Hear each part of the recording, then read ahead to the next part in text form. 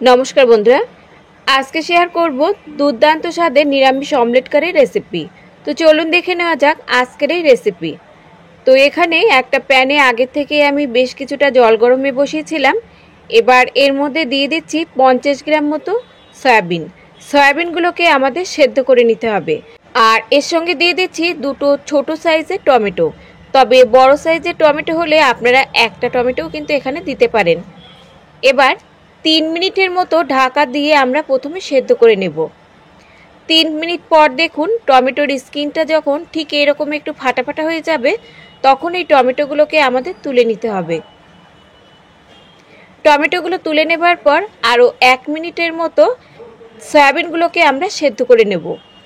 দুর্দান্ত স্বাদের এই অমলেটের রেসিপি বাড়িতে একবার বানিয়ে দেখবেন বন্ধুরা, ছোট থেকে বড় সকলেই কিন্তু চেটেপুটে খাবে।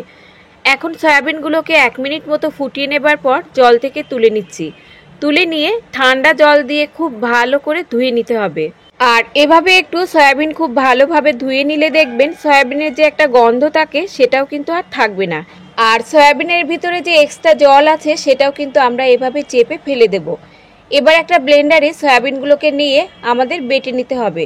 তবে একদম কিন্তু খুব বেশি মিহি করে না, ঠিক এইরকমভাবে সয়াবিনগুলোকে বেটে নিতে হবে। এখন এই বাটা সয়াবিন অন্য একটা পাত্রে আমি ঢেলে নিচ্ছি। এবার এর সঙ্গে যোগ করে দিচ্ছি আমি স্বাদ মতো লবণ, আর দিচ্ছি এখানে দুটো কুচানো কাঁচা লঙ্কা।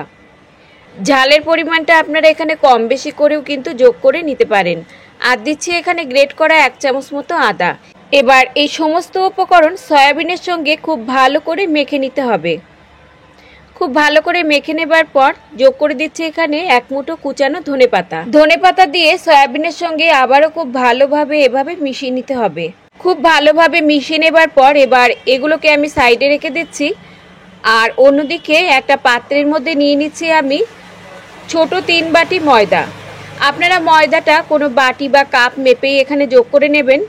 আর এর সঙ্গে নিয়ে নিচ্ছি আমি ছোট 1 বাটি বেসন। আপনারা যদি 6 কাপ মতো ময়দা নেন সেক্ষেত্রে 2 কাপ মতো এখানে বেসন যোগ করতে হবে। আর এর সঙ্গে যোগ করে দিচ্ছি স্বাদ মতো লবণ, আর দিচ্ছি 1 মুঠো কুচানো ধনেপাতা। এখন লবণ আর ধনেপাতা ময়দার বেসনের সঙ্গে খুব ভালোভাবে প্রথমে মিশিয়ে নিতে হবে। খুব ভালোভাবে মিশিয়ে নেবার পর এবার অল্প অল্প জল দিয়ে একটা ডো এখানে তৈরি করে নিতে হবে। যেমন আটা বা ময়দার ডো আমরা তৈরি করে থাকি, ঠিক সেই রকমভাবেই কিন্তু ডোটাকে আমাদের তৈরি করে নিতে হবে। তো এখানে দেখুন ডোটা আমি তৈরি করে নিয়েছি। এবার এটাকে আমি ঢাকা দিয়ে রেখে দেবো 10 মিনিটের জন্য। অন্যদিকে একটা প্যানে নিয়ে নিচ্ছি 1 চামচ মতো সাদা তেল। তেল ভালোভাবে গরম হলে তেলের মধ্যে ফোড়নে দিয়ে দিচ্ছি 1/2 চামচ মতো কালো জিরে, আর ছোট করে কুচিয়ে রাখা একটা টমেটো যোগ করে দিয়ে মিনিট 2 মতো একটু ভাজা ভাজা করে নিতে হবে। 2 মিনিটের মতো টমেটো ভাজা করে নেবার পর এবার এর মধ্যে যোগ করে দিচ্ছি আমি সামান্য একটু লবণ, আর দিচ্ছি এখানে খুব সামান্য পরিমাণ জিরে গুঁড়ো, আর দিচ্ছি ধনে গুঁড়ো। এরই সঙ্গে যোগ করে দিচ্ছি সামান্য পরিমাণ ঝাল লঙ্কার গুঁড়ো, আর দিচ্ছি কাশ্মীরি লঙ্কার গুঁড়ো, আর খুব সামান্য পরিমাণ দিয়ে দিচ্ছি চিনি। তবে চিনিটা যদি কারোর অপছন্দ হয় সেক্ষেত্রে কিন্তু চিনি আপনারা স্কিপও করতে পারেন। তবে নিরামিষ রান্নায় সামান্য একটু চিনি দিলে কিন্তু খেতে দুর্দান্ত লাগে। এখন এই মশলা আরও 1 মিনিটের মতো আমাদের কষিয়ে নিতে হবে। মিনিট খানিক মতো কষিয়ে নেবার পর এবার এর মধ্যে সয়াবিন যোগ করে দিচ্ছি। সয়াবিন দিয়ে লো টু মিডিয়াম হাইতে আরও 2 থেকে 3 মিনিটের মতো ভাজা ভাজা করে নিতে হবে। এই সময় কিন্তু ফ্লেমটাকে একদম হাইতে করা যাবে না, সয়াবিনগুলো পুড়ে গেলে সেক্ষেত্রে খেতে কিন্তু ভালো লাগবে না। সয়াবিন একটু ভাজা ভাজা করে নেবার পর এবার সয়াবিন নামিয়ে আমাদের খুব ভালোভাবে ঠান্ডা করে নিতে হবে। তো এখানে সয়াবিন ঠান্ডা হতে থাকুক। অন্যদিকে যে ময়দা মেখে আমরা 10 মিনিটের জন্য ঢাকা দিয়ে রেখে দিয়েছিলাম, এখন ঢাকনাটা তুলে নিচ্ছি। এবার এই ময়দা থেকে আমরা ছোট ছোট লেচি কেটে নেব। এই রেসিপিটি কিন্তু আপনারা নিরামিষ দিনেও তৈরি করে নিতে পারেন। এই রেসিপিটি হলে কিন্তু ভাত রুটির সঙ্গে আর কিছুই দরকার পড়বে না। তো এখানে দেখুন আমি সমস্ত লেচিগুলো কেটে নিয়েছি। লেচিগুলো বানিয়ে নেবার পর এবার বেলে নেব। সামান্য একটু আটা বা ময়দা ছড়িয়ে দেবার পর একটা একটা করে লেচি দিয়ে আমাদের খুব পাতলা করে বেলে নিতে হবে। এখানে কিন্তু লেচিগুলোকে খুব বেশি মোটা করে বেলা যাবে না, যেহেতু এর ভিতরে বেসন দেওয়া আছে। খুব বেশি পাতলা করে বেললেও কিন্তু দেখবেন একদমই ছিঁড়ে যাবে না। এবার আমি আপনাদের দেখিয়ে দিচ্ছি যে কতটা পাতলা করে বেলতে হবে। ঠিক এইরকম করেই কিন্তু সব লেচিগুলোকে আমাদের পাতলা করে বেলে নিতে হবে। এবার যে পুরটা আমরা তৈরি করে রেখেছিলাম সেই পুরটা কিছুটা মাঝখানে দিয়ে এবার চারপাশে জল এভাবে আঙুল দিয়ে খুব ভালোভাবে লাগিয়ে নিতে হবে। এতে করে অমলেটটা যখন তৈরি করা হবে পুরটা কিন্তু বাইরে বেরিয়ে আসবে না, আর ভাজার সময়ও দেখবেন পুর বাইরে বেরিয়ে আসবে না। এবার আমাদের ফোল্ড করে নিতে হবে। প্রথমে দুই পাশ এভাবে ফোল্ড করে নেব, তারপর উপর আর নিচ ফোল্ড করে নিতে হবে। ফোল্ড করে নেবার পর হাত দিয়ে এভাবে একটু চেপে দেবেন, তাহলে কিন্তু একদমই আর পুর বাইরে চলে আসবে না। এটা বানানো কিন্তু খুবই সহজ, যে কেউ তৈরি করে নিতে পারবে। খুব ভালোভাবে এবার হাত দিয়ে চারিপাশটা এভাবে চেপে চেপে একটু সেট করে নিতে হবে।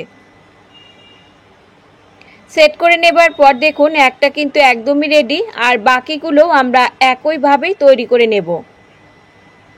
তো এখানে আমার 8টা তৈরি হয়েছিল। আপনারা যে পরিমাণ অমলেট তৈরি করবেন সেই পরিমাণ অনুযায়ী এখানে ময়দার বেসনের মিশ্রণটা তৈরি করে নেবেন। এগুলোকে সাইডে রেখে এবার এই রেসিপির জন্য একটা মশলা আমরা রেডি করে নেব। অন্যদিকে যে টমেটো আমরা সেদ্ধ করে রেখেছিলাম, টমেটো কিন্তু খুব ভালোভাবে এখানে ঠান্ডা হয়ে গেছে। এবার এই উপরের স্কিনটা তুলে নিয়ে একটা ব্লেন্ডারে নিয়ে নিচ্ছি, আর সঙ্গে যোগ করে দিচ্ছি হাফ চামচ মতো জিরে গুঁড়ো, হাফ চামচ মতো দিচ্ছি এখানে ধনে গুঁড়ো, আর 1 চামচ মতো দিচ্ছি এখানে কাশ্মীরি লাল লঙ্কার গুঁড়ো। এবার সামান্য একটু জল দিয়ে একদমই মিহি একটা পেস্ট এখানে তৈরি করে নিতে হবে। তো দেখতেই পাচ্ছেন বন্ধুরা, একদম কিন্তু মিহি একটা পেস্ট আমি তৈরি করে নিয়েছি। এবার এটাকে সাইডে রেখে দিচ্ছি। অন্যদিকে একটা কড়াইতে নিয়ে নিচ্ছি কিছুটা পরিমাণ সাদা তেল। আপনারা চাইলে রান্নাটা কিন্তু সর্ষের তেলেও করতে পারেন।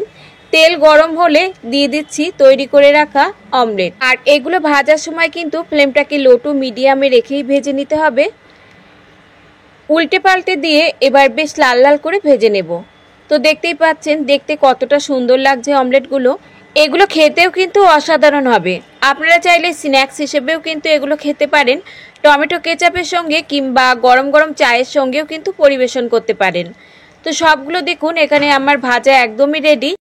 এবার ওই তেলের মধ্যে ফোড়নে দিয়ে দিচ্ছি আমি হাফ চামচ মতো কালো জিরে, আর দিচ্ছি হাফ চামচ মতো হলুদ। গরম তেলের উপর এভাবে একটু হলুদ দিয়ে নাড়াচাড়া করে নিলে রেসিপির কালারটা দেখবেন দুর্দান্ত লাগবে।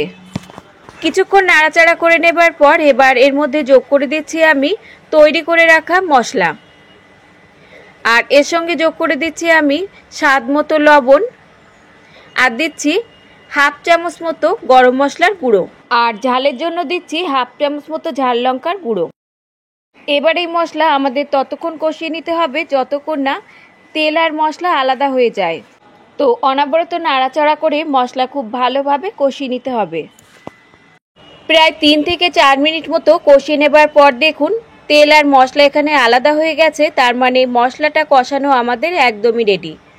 এবার এর মধ্যে আমি যোগ করে দেব 1 বাটি মতো জল। ঝোল আপনারা যে যেমন রাখতে চান সেই পরিমাণ অনুযায়ী এখানে জলটা যোগ করে দেবেন।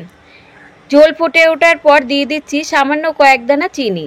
চিনি দিয়ে ভালোভাবে নাড়াচাড়া করে মিশিয়ে নিয়ে এবার তৈরি করে রাখা অমলেট দিয়ে মাত্র 3 থেকে 4 মিনিটের মতো ফুটিয়ে নিলেই কিন্তু রেডি হয়ে যাবে দারুণ এই ভেজ অমলেট কারি।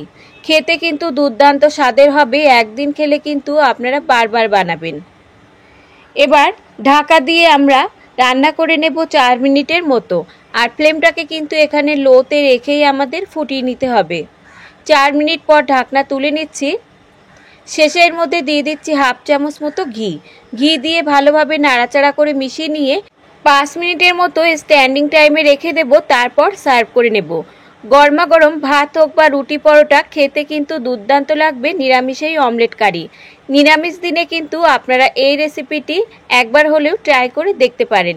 দেখতে দেখুন কতটা লোভনীয় লাগছে বন্ধুরা, খেতেও কিন্তু হবে অসাধারণ। তো এবার আমি সার্ভ করে নিচ্ছি। তো বন্ধুরা, আজকের রেসিপি যদি আপনাদের ভালো লাগে লাইক শেয়ার কমেন্টের সাথে সাথে চ্যানেলটাকে সাবস্ক্রাইব করে রাখার অনুরোধ রইল। আজ তাহলে এই পর্যন্ত বন্ধুরা, দেখা হবে অন্য কোনো রেসিপির সঙ্গে। ততক্ষণ সুস্থ থাকবেন, ভালো থাকবেন, আর সম্পূর্ণ রেসিপিটি দেখার জন্য সকলকে ধন্যবাদ।